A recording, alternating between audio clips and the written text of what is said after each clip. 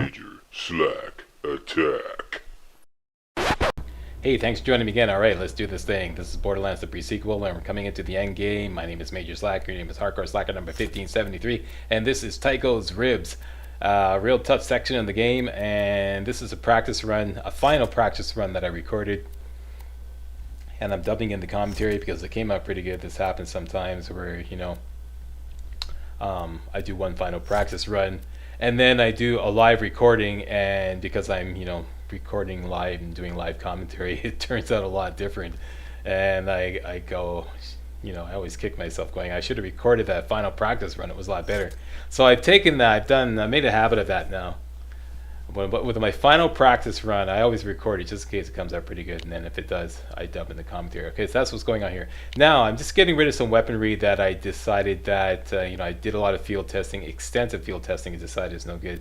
The E-gun, I was originally really impressed with it, but I realized that Miss Moxie's Vibra Pulse still outperforms it.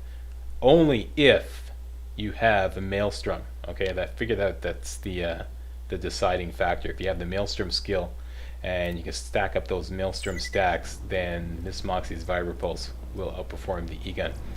It's a fine day, full of opportunity. Yeah, ironically enough, I don't use lasers throughout this entire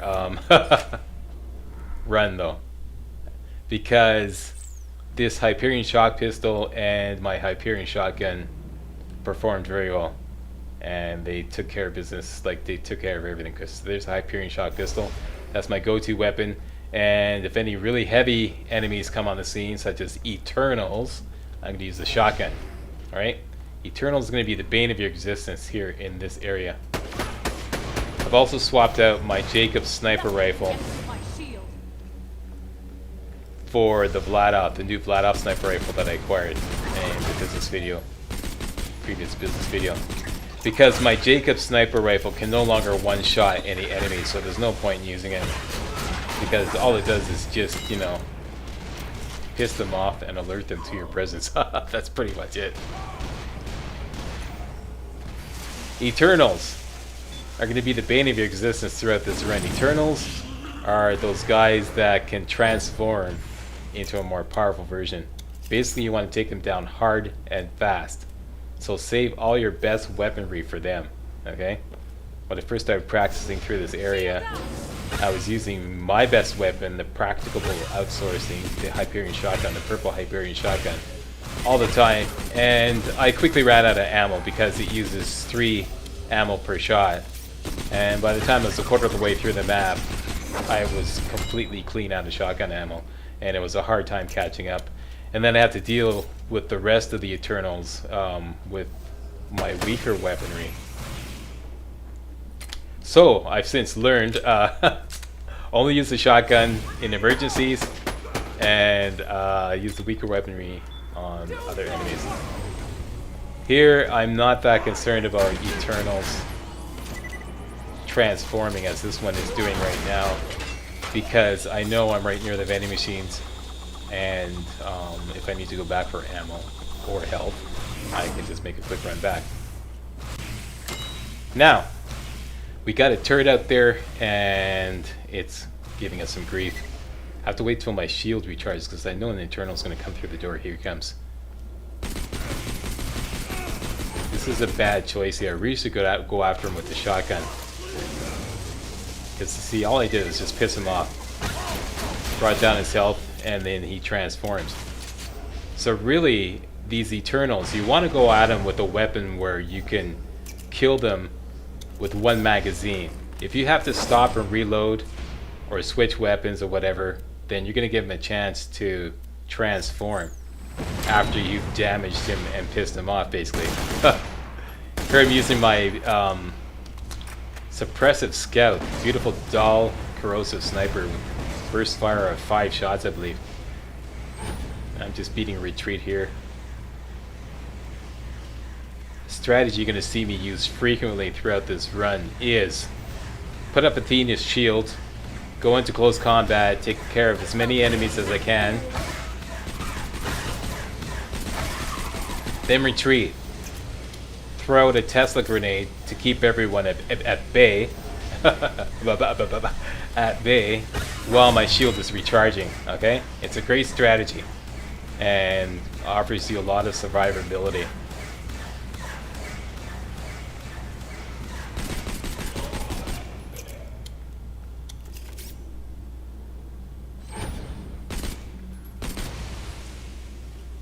Guardians. These things are a pain in the ass. They're fast moving, and after extensive studying, I realized what it is that makes them so deadly. It's the fact that they can't be stunned by elemental weaponry.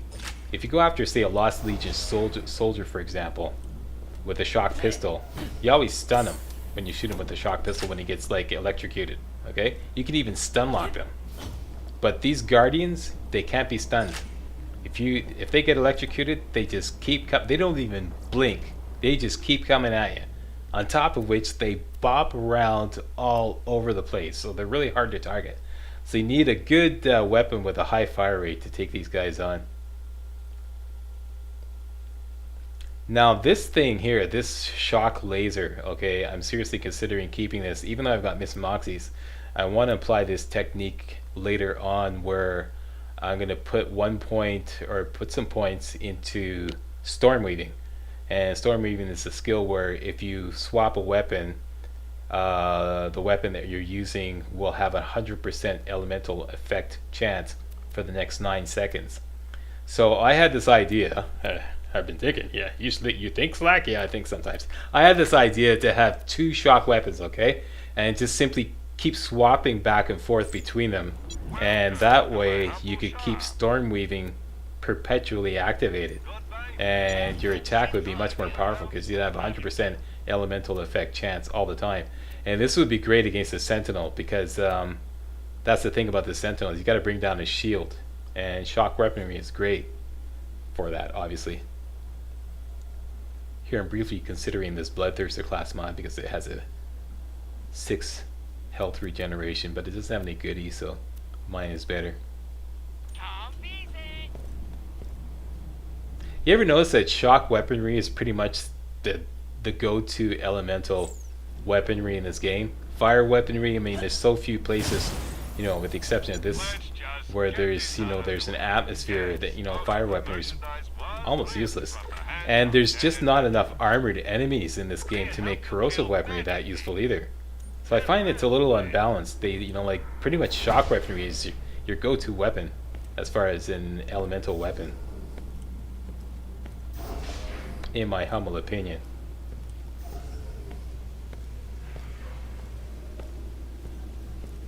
I don't believe they thought that out very carefully.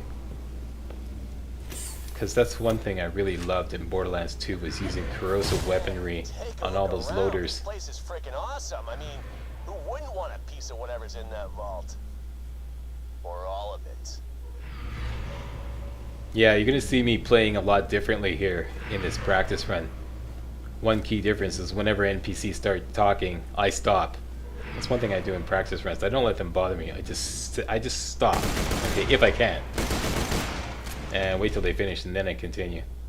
Whereas when I'm doing live commentary, I feel like, you know, really pressured to keep, you know, the action moving along and keep the pace up. So I keep the pace up. So I just play right through their chatter. But I find that really annoying to have to listen to them all in the middle of a battle. Another difference you're going to see is you're going to see me play very methodically. Occasionally I'll just stop for a few seconds and think about the next area, because I've got all these mental notes about how to take on each area, and that quite often goes out the window when I do live commentary, because I've talked about this before. When you do live commentary, your attention is completely split.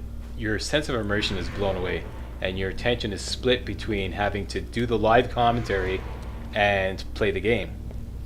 If you can imagine a professional hockey player having to do running live commentary on what he was doing while he was playing the game, he would be like a terrible hockey player. Okay, so that's what it's like. It's really difficult. Try it. Even if you don't have a microphone, even if you're not recording, okay? Next time you boot up Borderlands or any game, try doing live running commentary while you're playing the game. You'll see that it completely strips your immersion, sense of immersion away, and just not nearly as focused as you could be. Okay, this next area here. Speaking of shock weapons, a Tesla grenade mod is going to be very useful throughout this entire area. It's going to help you out a lot.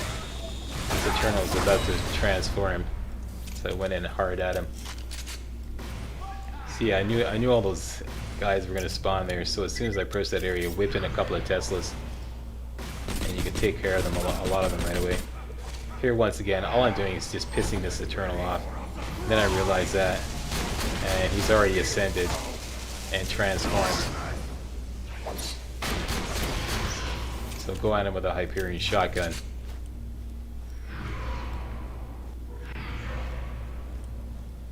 Eventually, right in this run, I start learning to identify the Eternals.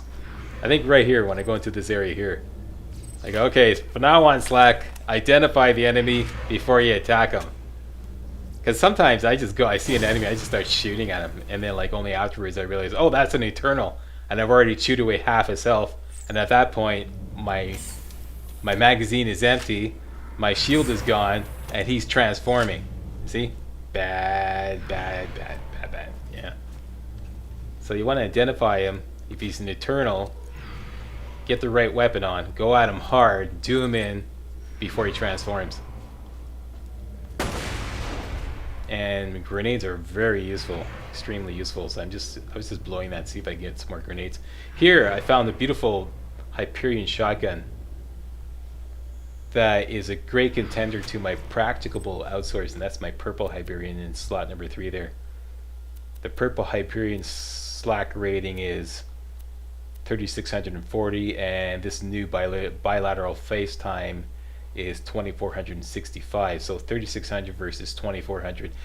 The bilateral face time is not nearly as powerful, but it only uses 2 ammo per shot, and I feel that the purple Hyperion is a little bit overkill. I don't need that much power. I could do with less power and save on ammo. So I'm going to try this bilateral face time as my new go-to Eternal buster.